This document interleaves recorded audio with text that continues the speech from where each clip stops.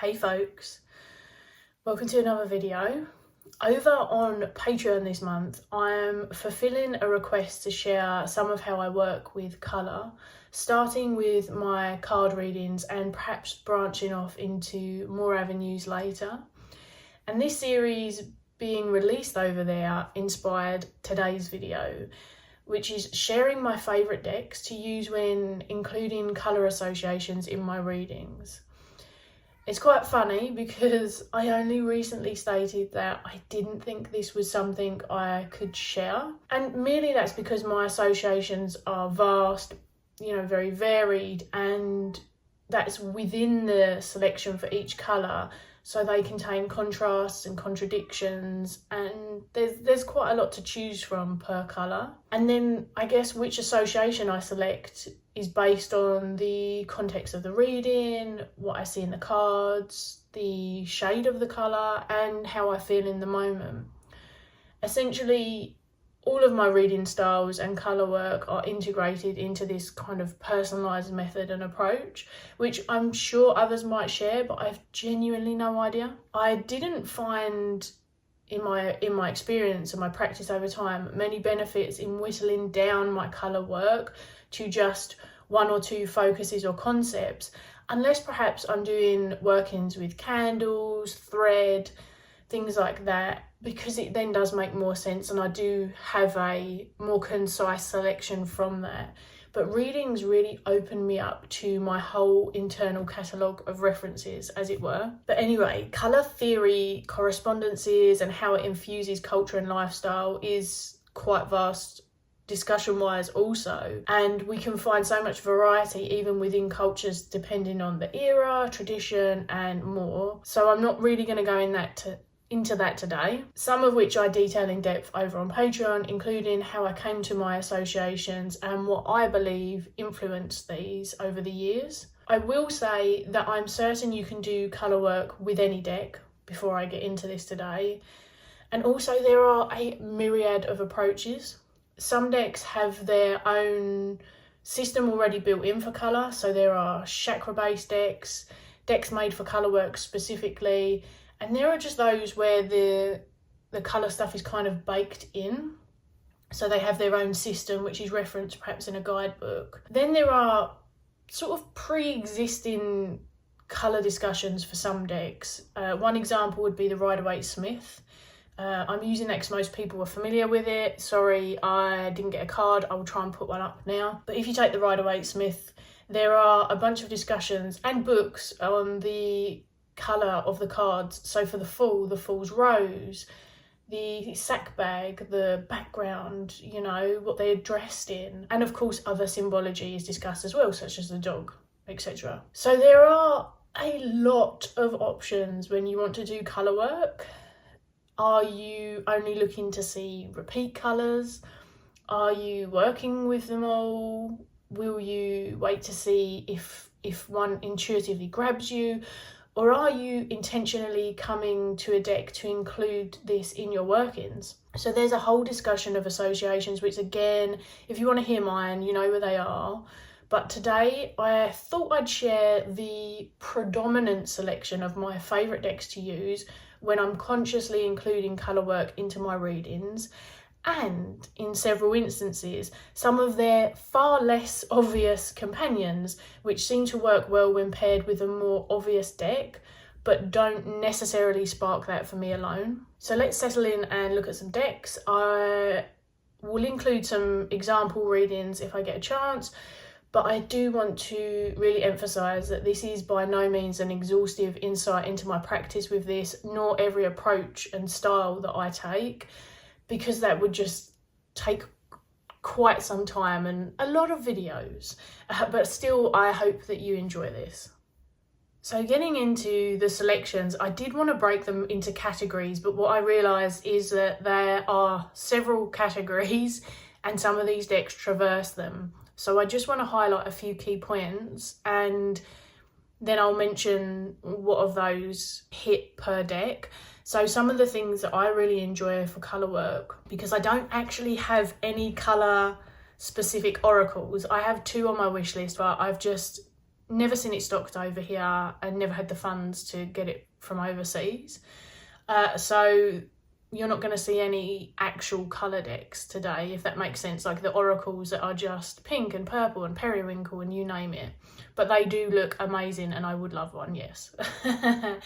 So what I've got is kind of what I call more singular focus decks. Whilst I have 2 of these out, they would be a great one to start with on their own, specifically the tarot. So I have the Wild Unknown here, and I've also got the Wild Unknown Animal Spirit. So this is the tarot. And what I mean by singular focus is a deck that does the colour work really well on its own. So just the one deck, where it's very specifically chosen, and also decks that are quite limited in their colour palette. I feel like that is a really, really important part of practice in particular. These do also traverse into decks that are specifically made for colour. I don't know if this one definitely does it, but I know that the Animal Spirit specifically mentions chakras, at least in parts of the Oracle guidebook. And then I have 3 more decks that, whilst I don't work with chakras, specifically set themselves up for chakra work. And I still think even if you don't work with that system and that whole sort of tradition, which is significant in and of itself, they're good decks to do colour work with because it's quite pared down to specific colours. So I have those sort of decks. And then I've got decks where there's more of like a colour theme, even though they're a bit more scenic. They tend to have like a general hue to them. So they're really good ones. And then I've got a couple of varied decks that sort of go with the others. So as I say, I think that the Wild Unknown Tarot in particular is a really great deck for this because it works well solo. You can see some of them just don't use the colour. So there's that. There's probably going to be quite a few swords because I've already made some content for the Patreons with this. But I really find that the limited colour palette and the way that it draws your eye in and the specificity with this deck is really, really useful for practicing that. Also for practicing line work and directional stuff if you want to do that as well. I feel like most of my favourites really offer themselves in this way. So there's a lot of neutral in and around the colour. And even within the colour itself, like you could see on the star here, it's got the entire rainbow as it's sort of depicted through this deck anyway. All the colours that this deck uses are in the star. Whereas in most of the other cards, aside from like a handful, you're only dealing with like 2 or 3 colours maximum. And I think that that's a nice way to practice. This is one of the first tarot decks that I ever did any kind of colour work with. So I had used an oracle before, which I will show.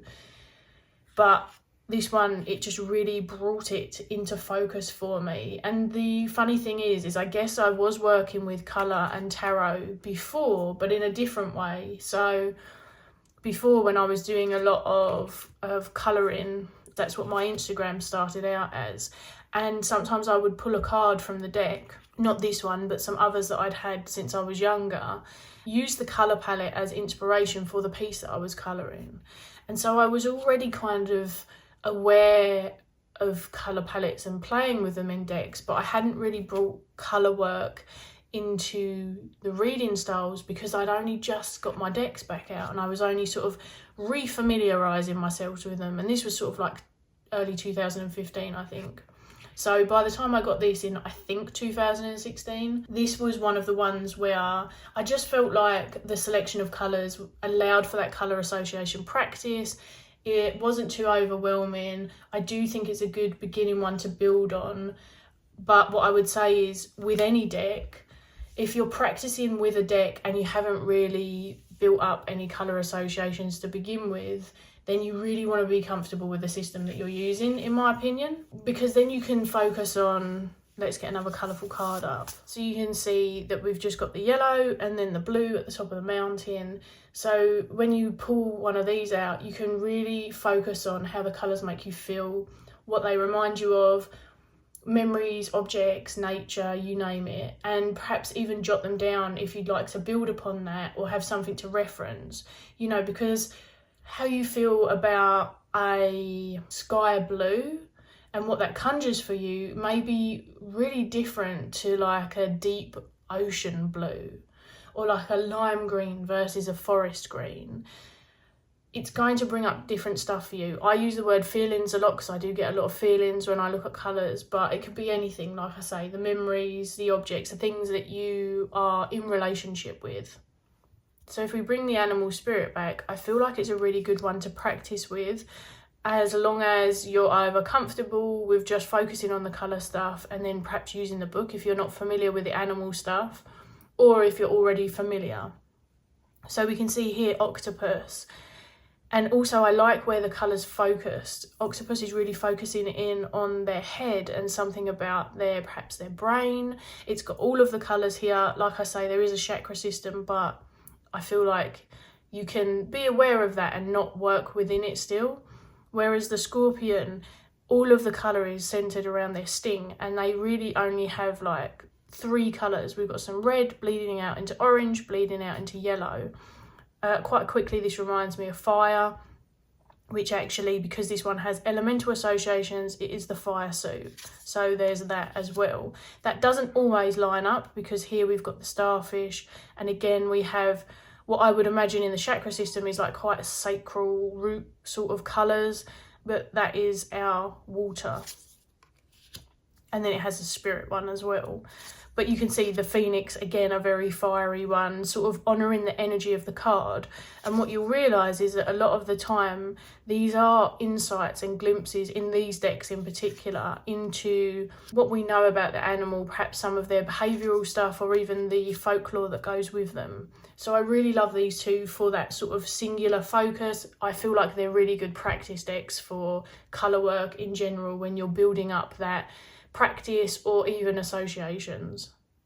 Because we've talked about singular focus and also decks that have like a chakra system built in, I will just introduce you to the very first deck that really got me going again with that, and that is the Am Powerdeck. What I love about this one in particular is that I align with a lot of the associations, even though many are, like I said, or all are related to the chakra system. I think some of my associations naturally align. I don't feel like it's forced upon you. It's not hard and fast like that. And so I just really feel like this infused my readings for the first time with that in quite a obvious and a conscious way. And at the time I was actually studying chakras just purely out of interest and wanting to kind of inform and educate myself a little bit more. So even though I don't do that now, what I felt like was it was good for its simplicity. As you can see, it does have them in now. Because again, a lot of the time, it's a very limited colour palette. And when it's not, it's really trying to speak to the energy. And also, I really like the, I guess, mantra or affirmative type statements. I feel like they really complement the colours for me. It works. I felt like it was just a really good learning deck actually, and I have absolutely no idea whether it's in print or not anymore. What I will say is, if this isn't available, since this came out, I have seen other decks sort of follow a similar suit after this one, so I'm sure that there's probably something out there. But I still really love this one, and this one was actually really popular with my clients because whilst I wouldn't get tarot out with my clients, because therapy clients, not tarot clients, obviously, because there's quite a lot of stigma and things attached to it, and it's not for everyone. So unless they mention tarot, it just wouldn't come into practice. This is one of the decks that I used to just have out on my table when I used to see people in person. People loved picking a card from this and seeing what come up, and sort of I've had clients like take pictures of it and take that as their message for the week after the end of the session. And these are not people who necessarily had an interest in tarot or divination in any other senses or any of that kind of thing. So it really is interesting how people can find an entry into what we do and enjoy it and find it beneficial when it sort of meets their criteria. So I have 2 more chakra decks. I know, ironic, considering, again, like I say, I like the focal point and the colour. And so with this one, which is the Tree Wisdom cards, which I think is going out of print, this has very specific colour, chakra entries on the parts of the tree. I feel like this deck has been a really good one for a more somatic focus, and I guess you have to sort of be into this approach to do this kind of work at all, but I will tell you. So this one's, as you can see, we've got the yellow, and actually it's in quite a lot of the tree's body, as it were. And what I like to do when I pull a card is sort of envision the colour in my body where I'm seeing it in the tree. So you can see, like this one, the reds were quite a bit lower down, or this one we have the green, and really, I guess, if you think that this is the tree's face, we've got sort of like a heart centre spot. So what I like to do is envision, like I say, that in my body, and I try and weave the narrative of the card as inspiration into this kind of small meditative practice, providing that it fits. So you can see here the keywords ego, and then actually these have just a little message on the back. They're quite journal friendly, these decks like this, and like witch cats or spirit cats, they're really good decks for journaling as well, but I'll try not to get too sidetracked. So you can see here we've got a mix of this, like, I would say it's such a deep pink, it's giving purple in my opinion, but it's sort of a blend, I don't know, fuchsia. We all will see colour differently as well, and that's something I spoke to in my other videos. And of course then some people have a really different experience with colour because they suffer from colour blindness, and there are varieties and degrees within that as well. But yeah, I really like this one for colour work, so perhaps I'm not reading it in that more reflective analysis relational way, but I'm actually bringing it into, like I say, a mini meditative practice, because I'll only do it for a couple of minutes. I get really sore, my meditations are quite short, but I have really enjoyed doing it with that. And whilst I loved this creator's work, I ended up parting with her other decks that I had. I gifted one to a friend, I sold another one, but I will always keep this one because the way that this one was designed in particular just really hits a sweet spot with me. Little zoomed in for this one because it's teeny tiny. I don't think it looks like this anymore. I think the creator changed it. Katie actually sent me this years ago, just sent it out of the kindness of her heart for me to have a play around with and explore. And this kind of hits all of the things because I enjoy animals. It's not a deep animal deck for me, but I also enjoy, and at the time when I was sent it, was very into sort of like writing myself some affirmational stuff, just to sort of deal with going through the earlier stages of my health changing. And as you can see, it's got chakras built right in. So if, again, that interests you, then it's very specifically done and baked right in. As I say, I think if you're starting out, these decks can be really good because you're not dealing with too many colours, and at the same time you have shades and variants, which I really appreciate. Be chill. Look at the frog. They're adorable.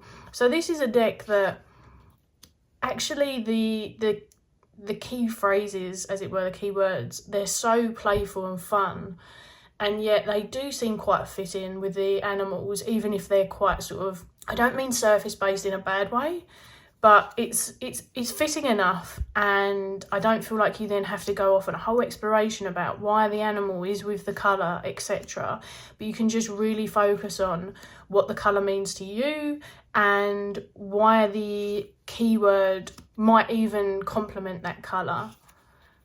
And as I say, I'm coming at this from a basis of not working with the chakras. I did when I first got this deck, and actually once I pulled from it and I got one from every single one, which was really surreal. So I've had some interesting reads with this over the years, but I feel like it's a good example of a colour deck. So whilst it might not be like a current in rotation favourite for that sort of work, because my associations are quite well developed and comfortable and naturally rolling around in my brain nowadays, I do feel like this one deserved a little mention really quickly. And look at the cat, be curious. And then we've got the caterpillar, be evolving. I love that.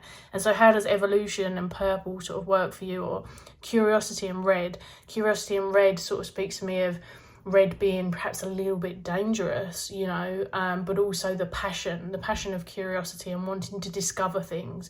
And those are two of my keywords for red, just to give you an example. So we're moving on to a little bit of a different style of deck, and I've got a couple of them and a pairing as well, but I wanted to start just by showing you the Tarot of Hidden Realms. And this is one of those ones that, whilst it's a little more scenic, although it's still quite zoomed in on the characters, it's a really good example of overall colour theme. Look, if you spread it out like this, this was actually a video that I did also on Patreon called Divergent Deck Delights, where I talked about some of my neurodivergency and some of the fun ways that I do deck play and other stuff with decks that's kind of outside of reading. And I have actually split this deck many a times into its colours. So you've got like these deep burgundies and some lighter ones. There are a myriad of blues, greens. You move into some of the yellowy greens, and then the more amber yellows. We've got some deeper reds, some sort of violets, I guess. And you can see that predominantly that's kind of the theme throughout this. The yellows really stand out, so it looks like there's more of them than anything else, but there's really not. And you can see that for the most part, one colour sort of dominates what we're seeing in every single card. And I really love that. And then another layer that I feel like is really incorporated well for this is that we then get to look at, when using more than one card, what colours are coming up on repeat, if at all. Not quite a repeat here, although definitely two very like yellowy, lighter hues either side of this blue. And then are there more warm colours or cold colours? So I'd say these like sort of greeny yellow and then this amber yellow are quite warm. So definitely warmer colours mostly. And then are they lighter colours or darker colours? These are all lighter colours in this deck. And they're things that I like to layer in as well. So this doesn't feel too heavy, but it's definitely the coldness of this blue. It does take me into that space of, and it's not because it's swords, it genuinely, a few of my associations for this sort of shade of blue in particular is like communication, intellect, analysis, and perhaps some of that has been infused by tarot over time as well. And that's the fun thing about the associations, you know, what comes first and how they all interweave over time. So it's like, I already know that the middle space is going to offer me that. And then outside of it, I've got these more warmer, more gentle, more, they're still quite light. So not perhaps as rooted as a darker green might feel for me for this one, but certainly fertile, nourished, like blossoming, that kind of green colour. And again, I am genuinely trying not to think about the card or what we're seeing, but that's one of the fun things is I think when someone's done colour well in a deck, it does just reinforce the message, at least for me. And again, this is a long time working with these. A lot of these decks in particular are very familiar to me, so perhaps it's that as well. And then this one, there's something sort of sunny and familiar and gentle about this colour yellow. It's not really bright and really stark and in your face, but at the same time it's sort of keeping you warm, feeding you something. And of course, if we did go into the Hierophant, we would say feeding us knowledge. So nourishing, nurturing, building upon something, feeding us knowledge to, well, what do we know of the Two of Swords? Make a decision. So that's analysis. What way do we go? And that's why it's colder, because it's more, these are perhaps offering something that feels more inviting, whereas this is perhaps just a little bit more difficult. And I certainly do have that relationship. Like I do tend to gravitate towards warmer colours with a more open feeling than some of the colder tones. So that's just an interesting bit of how I role, I guess. So the other deck that does this really well is by the same creator, but it has pleasantly surprised again, and that is the Witch Sister Tarot by Julia Jeffries. And what I find in this deck is there's a lot more contrasting colours, some brighter, stronger shades, not all of them, but definitely. There's like a familiarity, but they are bolder choices, and there's a few newer colours and different things to work with that don't show up in the other one, and that's before considering just the complete different energy of the deck and the depictions that it shows. And so I want to show you now an oracle which really complements the first thing I was talking about, which is decks that have a really limited colour palette but in a more obvious way. And the oracle that I love to pair it with, which if you've been following me for any time at all, you'll probably know. I'm just going to split some of it apart so it's not too big, is my combination of the Hedgewitch Botanical and the Winterseer animal oracles. I actually naturally split this, and it happened to give me the gift of a very similar tone. Perhaps a little bit more peach in here. They're like orangey pinks, at least for me. And I don't know how well that's going to traverse through the camera. And then in here, you can see that this deck, for the most part, tends to use very limited colour palettes. Now, this is an example of when they've coloured the animal in true colour form. I don't find that too distracting, and I feel I would still pay attention to like the green in particular and the flower in that instance. So there are a few exceptions, but these work really well together, and it brings in that question that I was saying earlier when you're doing colour work. Whilst it really stands out to me when this happens, and this happens to me a lot where colours are mirrored, and it was just lucky that it did it because, oh okay, it's going to do it more. Awesome. I love this colour mirroring because it really reinforces the message. Like if I get two like this and then one that's different, which it's not, so but I'm really going to pay attention to those colours and the associations I have with those in particular. They're stronger, they're more present, you know, thematically. Sort of similar to a way that you might look at how many wands come up, how many cups come up, how many courts come up, that kind of thing in a tarot reading. It's just another layer, another association. And I love this because in the pine here, in the branch of it, I really see that colour both in the wren's. Is it a wren? I think it's a wren, and so as not to get too distracted. Anyway, bird. We've got some of the colours mirrored in the pine, and then sort of even the mix of these two in and around the nest. Like I feel like they complement each other really beautifully, and so it's mirroring that energy. For me, these are especially like the green, and then even like the bluey hue or purpley blue that we've got here, grey, I don't know, it's a nice mixture. Again, I go back to that sort of rooted, earthy, safe stability, and then the holding of something that's perhaps more vulnerable or has a different purpose to it. Like the pine needles actually couldn't come off without this, so there is some stability there, but it's more the peachy tone has more of like a vulnerability to it, and so it tells me again a little bit more about the message before I start to think of, for me the fours are about structure, and then we come into, okay, well this is the skies, so this is the sword suit, and the pine, it says preserve. I mean, they couldn't be more fitting for each other anyway. Now you will have times when different colours come up. Perhaps not a good example, because again, straight away I noticed that the robin's sort of red breast, as it's called over here, because this is a European one, it's sort of coming in and around the background. But there will be times where the colours are different. It doesn't mean that you can't work with them. And so the way that I would approach this was I would think about the contrast between them. Actually, here I've got what I feel is a very vibrant, uplifting colour. This feels quite heavy to me. I can't help but acknowledge the shapes as well, and the way that the shade's coming heavy down. So it gets lighter at the bottom, but it feels like it's sort of falling in. And so there's a bit of shadow going on here for me. tiny, not quite the same colour, but a little bit of mimicry at the bottom. But those for me are, it's like a heavier colour sensation, I guess, like a bit foggy, a bit clouded. So rather than going into associations in terms of like keywords, I'm getting more of a feeling from that one initially off the bat.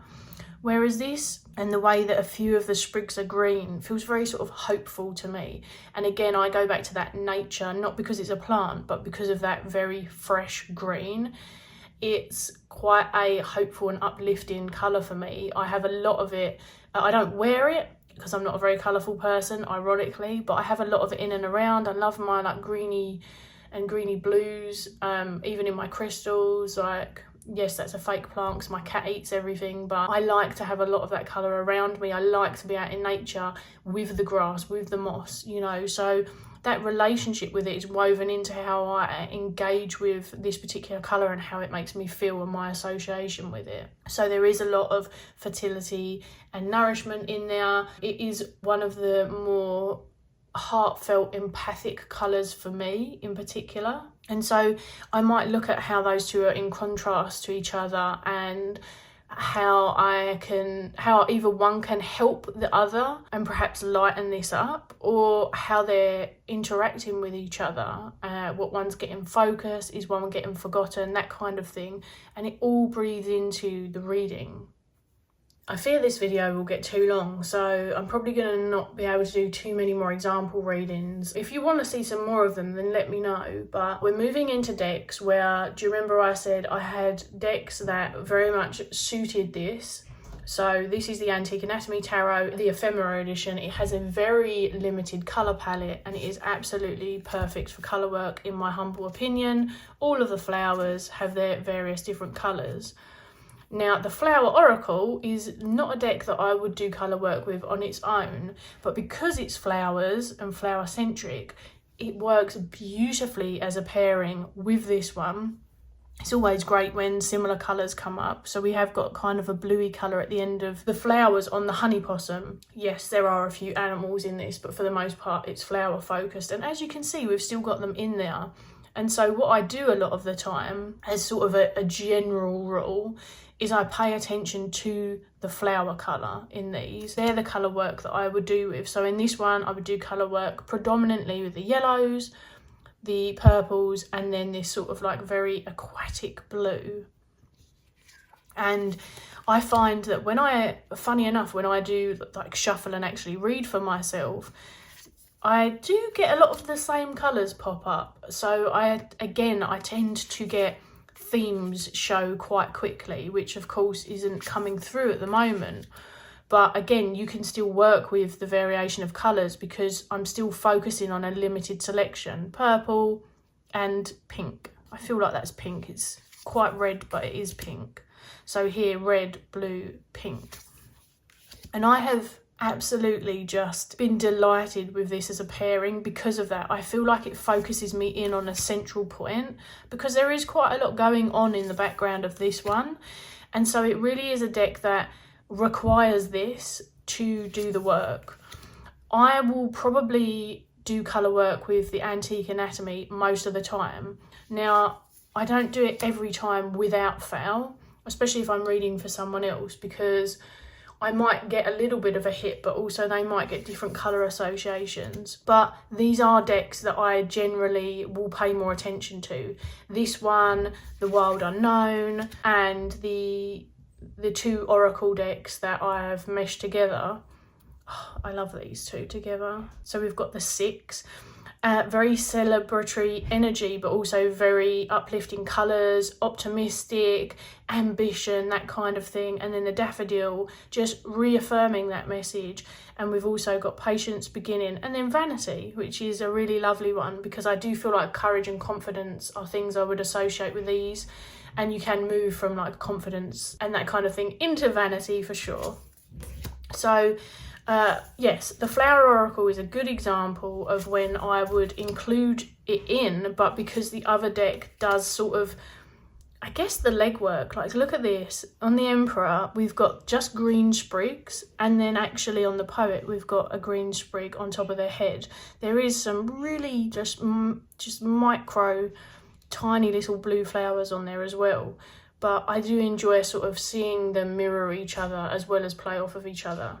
Speaking of Antique Anatomy Tarot, it makes sense to jump into two of my other favourite choices. Again, we have that very limited colour palettes, nice blending of them in this one. These are both also by Black and the Moon. This is the Oracle of Oddities 1, 2 and 3, and this is the Compendium of Constellations. Anyhow, they are my favourites.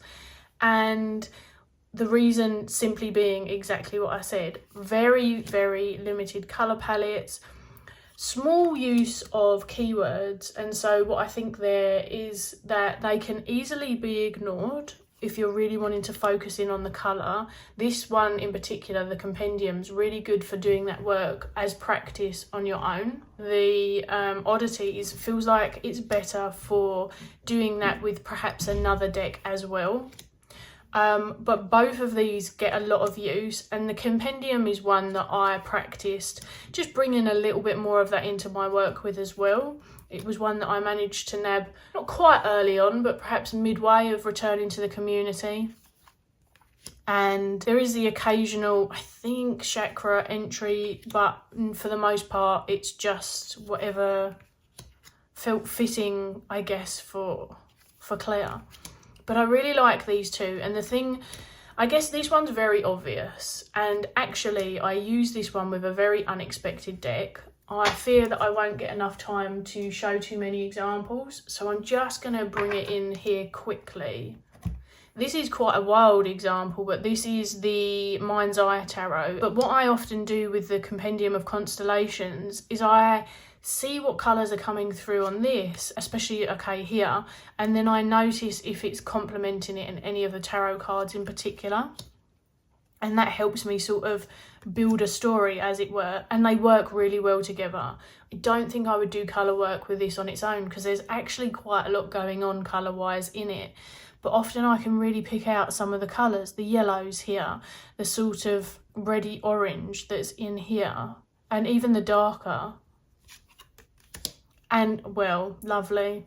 Fear and the Hierophant as well, not only the colours, but also some of the difficulty that could come with that archetype. They actually work well, really, really well as a pairing, and I didn't think that this video was going to take so damn long, otherwise I'd have done some more actual reading practice. So I'm going to stop there for that, but look at these colours. They are exactly what's in the mind's eye. It's uncanny sometimes, it's very cool. Perhaps it is because it's got a certain amount of colours, but I do feel like thematically, like this one's a lot more red, this one's a lot more greeny yellow, this one's got the yellow and otherwise it's quite blue. Like there is some, not the same as the Hidden Realm or Witch Sister, but there is some sort of variation of colour theme throughout. With the Oracle of Oddities, the reason that this is a key part of my colour association work is actually because I use the 𝗪𝗓𝗄𝗧 Oracle all the time. But that is predominantly monochromatic in the choice of the two colours. It's mostly black and white with obviously the vintage background. There's a few cards more recently that have had some colour added into them, but for the most part, so if I want to do colour work, whilst this oracle isn't exactly the same, it gives me a similar enough vibe to the 𝗪𝗓𝗄𝗧 that I can swap out whatever I was doing with that one with the Oracle of Oddities, and then I get to include the colour work, which, as you can see, again, for the most part, we're really keyed in on a few colours, obsessed. Whilst I am trying to speed things up, I would be lying if I didn't include these two in here because they're an interesting look at it. Because I feel like they're a little bit different, but again, they come under the sort of Hidden Realm, Witch Sister, like an overall colour theme. And also these decks both have this kind of symbol colour stamps in them as well. So this is the Forest Lore Tarot and the Coastal Curiosities Oracle. And they're two that I've also really enjoyed doing this with because I feel like it's quite intentional and quite specific in regards to the colour and how it was intended to sort of breathe more life into the card's energy and meaning. So again, we've got a lot of deep oranges going on in this Discover card. And as I'd said before, the orange for me is quite a fiery colour. There's a lot of ambition, there's a lot of courage, drive, vitality in it, willpower. You know, it's sort of building in that mix of red and yellow and finding a middle space to sort of keep that burn going and really drive us forward. So that feels really potent for discovery. And then in the Wheel of Fortune we see all of the colours, which of course is very fitting, because it's like, well, the Wheel of Fortune is very much about the cycles and where we might find ourselves and how it's eternally spinning and it's cyclical and it's spiralic. But what it tells me is actually that perhaps I'm going to land in this sort of space in it. So I have just eternally enjoyed these two together. As you can see, sometimes they're really clashy, but because of the way that they use colour, I find them to be quite good at provoking my attention. And so this one for me, there's a lot of sort of yellowy golden hues with a bit of red and pink dashed in. And then here we've got the complete opposite. We've got a lot of the reddy hues and pinks with a little bit of the yellow. So I like how they're playing and contrasting with each other. So again, I get a lot from these two anyway, but I tend to enjoy the colour with them. They are just a very good time overall. Now, obviously I mentioned 2 animal decks, so I do want to speak to a couple more really quickly before we finish up, which we are pretty much at the end, so don't worry. I confess I'm less inclined to use it like colour work with my animal work as a whole, as it's not a layer I feel that I need to focus on or bring in as much. But if I'm using the animal decks more on face value and not diving in deep with sort of animal messenger, animal gnosis work, I did want to highlight some absolute gems for this. I'm not saying you can't blend the two, but just the way I work with animals is just a whole thing in and of itself. I just wanted to shout out, I think I've got 2 more. So I've already showed you the Wild Unknown Animal Spirit, and I already showed you the little Animantras pack. So this is Animal Allies. I picked up number 2. I've got number 1 as well. I keep them in their boxes when I'm not using them. Also, they're really quite big, so it's hard for me to use it as a mega deck, although I do try. And the use of colour in this is very focused. So again, it would be a great deck to practice with, because as you can see, so the crane's got quite a grey, sort of airy, foggy colour. The cow's got this really sort of magical, intuitive, nurturing sort of purple with some dashes of pink going on. This one actually feels very akin to what I might expect to see around the crane, you know, like a grey foggy sky, blue waters, whereas this one sort of feels more energetically symbolic. So I think is a good one for practicing with if you want to do that. Like I say, you probably want to be either familiar with the animals or not too worried about doing the deep layer of sort of animal exploration if you're going to use it for colour practice. But I feel like it's just a fun one to consider. What is the colour? What does it mean to me? How do I feel about it? And then you can grab the little fold out sheet, see some of the keywords and work out whether you feel like that aligns with your colour associations. It doesn't have to, but it's just an interesting way to practice that process. And like I say, because I do a lot of animal stuff, I couldn't let you go without showing you these 2 colourful ones. I definitely know this one's available. I'm not as sure about the other one, so I am sorry, I'll show it just in case.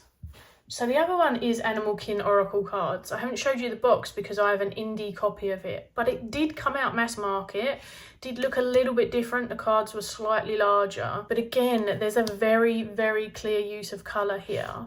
I don't think it's discussed in the book. Let me check. No, it's not discussed in the book. The elements are, because there are elemental associations, spirit, water, they're sort of hidden away in the corners. But I think this is another one where, for me, a lot of the time I can make a link between the keyword, the animal and the colour. Mystery, perfect for black. I love black for mystery. I love it as one of the two colours that I associate with spirit, intuition, a protective colour for me, but certainly mystery and sort of shrouded in shadows or darkness, or a reflection of like more of the unconscious or deeper confines of consciousness are associations that I would have with black.